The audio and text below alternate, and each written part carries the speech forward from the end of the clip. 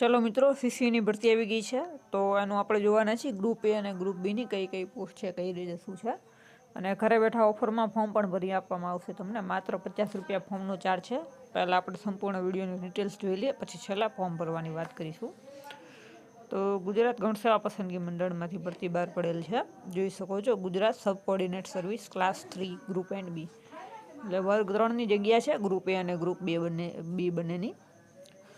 તો સૌ પ્રથમ આપણે પોસ્ટની વાત કરીએ તો તમે જોઈ શકો છો, સ્ક્રીનશોટ પણ લઈ શકો છો। ગ્રુપ એમાં છે સમાજ કલ્યાણ નિરીક્ષકની 125 જગ્યા છે, કાર્યાલય અધિરક્ષકની 3 છે, કલેક્ટર કચેરીના જે ક્લાર્ક આવે મહેસૂલી ક્લાર્ક એની 1600 છે, હેડ ક્લાર્કની 134 જગ્યા છે અને સિનિયર ક્લાર્કની જોઈએ તો 503, એમ ટોટલ ગ્રુપ એમાં 2365 જગ્યા છે। હવે ગ્રુપ બીમાં વાત કરીએ તો ગ્રુપ બીની અંદર જુનિયર ક્લાર્કની છે ભરતી, 3005 પોસ્ટ છે, વિવિધ ખાતાકીય જુનિયર ક્લાર્કની છે ભરતી, તમે જોઈ શકો છો। હવે ફોર્મની ડેટની આપણે વાત કરીએ તો 5/2/2026થી બપોરના 2 વાગ્યાથી ફોર્મ શરૂ થઈ ગયા છે ભરવાના અને છેલ્લી તારીખ 20/2/2026, બીજા મહિનાની 20 તારીખ ફોર્મ ભરવા માટેની છેલ્લી તારીખ છે। નેક્સ્ટ આગળ આપણે જોઈશું કઈ રીતે શું છે બધું। તો આ બધી જગ્યાની વિગતો છે, અનામતની રીતે છે કે કઈ કાસ્ટ કેટેગરી માટે કેટલી જગ્યાઓ અનામત રાખેલી છે, તમે સ્ક્રીનશોટ લઈ શકો છો, તમે જોઈ શકો છો। ફૂલ નોટિફિકેશન તમારે જોતું હોય તો ગૂગલમાં ખાલી સર્ચ કરશો કે સીસી 2026 ફૂલ નોટિફિકેશન, તો તમને આની પીડીએફ મળી જશે આખી, અને પીડીએફમાં તમને આ બધી જગ્યાઓની માહિતીને બધું મળી જશે। આપણે મેઇન બાબતો તરફ આગળ વધશું। તો હવે બીજી મહત્વની વાત કરીએ તો ઉંમર મર્યાદા તો ઓછામાં ઓછી 20 વર્ષ માંગેલી છે। 18 વર્ષવાળા ફોર્મ નહીં ભરી શકે, ઓછામાં ઓછી 20 વર્ષ માંગેલી છે, 20 થી 35 વર્ષ। અને એમાં જે છૂટ મળે છે એની વાત કરીએ તો તમે જોઈ શકો છો આ ટેબલમાં કે જનરલ કેટેગરીના મહિલા ઉમેદવારને 5 વર્ષની છૂટ મળે, એટલે કે તેઓ 40 વર્ષ સુધી ફોર્મ ભરી શકે। અનામત કેટેગરીના પુરુષ ઉમેદવાર, જે અનામત એટલે ઓબીસી, એસસી, એસટી, ઈડબ્લ્યુએસ, તો એમાં પણ 5 વર્ષની છૂટ આપેલી છે। હવે અનામત કેટેગરીના મહિલા ઉમેદવાર, જો મહિલા ઉમેદવાર હોય ખાલી તો એને 5 વર્ષની છૂટ મળે છે, પણ જો અનામત કેટેગરીના મહિલા ઉમેદવાર હોય તો એને 10 વર્ષની છૂટ મળે ટોટલ, એટલે 45 વર્ષ સુધી ફોર્મ ભરી શકે। અને બાકી હવે દિવ્યાંગ ઉમેદવારોની વાત કરીએ તો દિવ્યાંગ ઉમેદવારોમાં જે જનરલ કેટેગરીના હોય એમને 10 વર્ષની મળે। હવે બીજી વાત કે જનરલ કેટેગરીના મહિલા ઉમેદવાર હોય તો 15 વર્ષની છૂટ મળે, અનામત કેટેગરીના પુરુષ ઉમેદવાર હોય તો એને 15 વર્ષ, અને અનામત કેટેગરીના મહિલા ઉમેદવાર હોય તો 20 વર્ષની છૂટ મળે છે, બરાબર। આનો તમે ટેબલનો સ્ક્રીનશોટ લઈ શકો છો।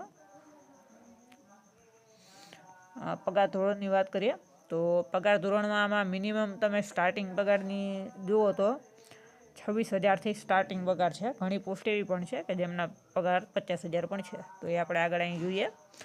જો તમે ટેબલમાં જોઈ શકો છો, હેડ ક્લાર્કમાં 40,800 છે, સિનિયર ક્લાર્કમાં 26,000, કલેક્ટર કચેરીના ક્લાર્કમાં પણ 26,000 છે, જુનિયર ક્લાર્કમાં પણ 26,000, કાર્યાલય અધિરક્ષક 49,600, સમાજ કલ્યાણ નિરીક્ષક એમાં 40,800, અને જો ખાસા આમાં જે લખેલો છે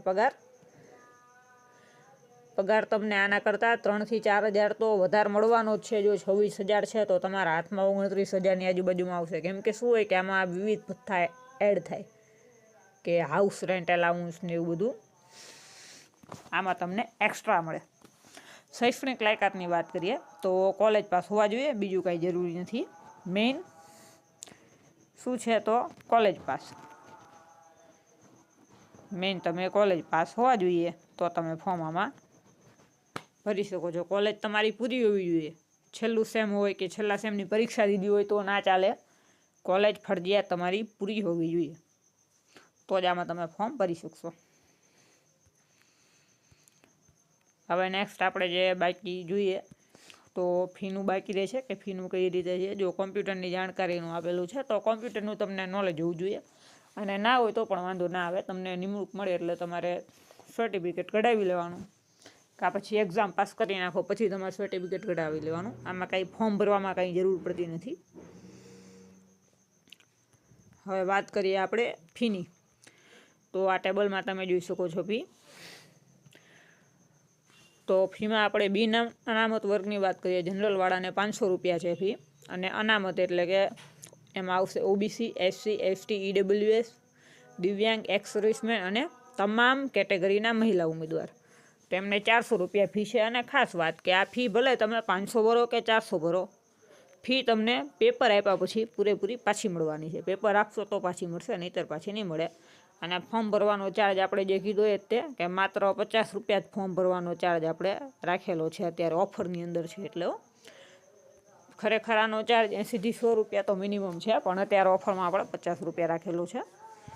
તો આ જે હતી મેઇન માહિતી હતી. બાકી ફીના પૈસા તો તમારે પરીક્ષા આપશો એટલે તમને 100% પાછા મળી જ જવાના છે. પરીક્ષાની વાત કરીએ તો આ તમે ટેબલમાં જોઈ શકો છો કે 150 માર્કના MCQનું પહેલું પેપર આવશે. Gujarati, English, general knowledge, reasoning ને ગણિતનું આટલું પૂછાશે 150 માર્કના પહેલા પેપરમાં MCQમાં. અને મિનિમમ તમારે 150માંથી 40% માર્ક લાવવાના. 40% માર્ક તમે લાવો તો તમે પહેલી એક્ઝામમાં પાસ. મુખ્ય પરીક્ષાની વાત કરીએ તો મુખ્ય પરીક્ષામાં જો એમાં લેખિત હશે, તમારે બધું લખવાનું આવશે, જેમાં ગુજરાતીનું ગ્રામર હોય, ઇંગ્લિશનું હોય, અમુક દાખલા હોય, તો એ બધું આવશે લખવાનું. બાકી બીજું કાંઈ છે નહીં. આ મેઇન હતું આપણે જોઈ લીધું. હવે વાત કરીએ તો ફોર્મ ભરવા માટે, જો તમારે પેપર સ્ટાઇલ ને બધું વધારે ડીપમાં જોતું હોય તો ગૂગલમાં સર્ચ કરવાનું, નોટિફિકેશનમાં બધું મળી જશે. હવે ફોર્મ ભરવા માટે 50 રૂપિયા ચાર્જ છે, ઘરે બેઠા ભરી આપવામાં આવશે. એના માટે તમારે આ કોન્ટેક્ટ નંબર નોટ ડાઉન કરી લેવાનો, 8160974392. આ મારો કોન્ટેક્ટ નંબર છે. આમાં વોટ્સએપ ઓનલી છે, તમારે વોટ્સએપમાં મેસેજ કરવો CC લખીને, એટલે તમને ડોક્યુમેન્ટનું લિસ્ટ મળી જશે ફોર્મ ભરવા માટે. અને માત્ર 50 રૂપિયામાં તમને ફોર્મ ભરી આપવામાં આવશે.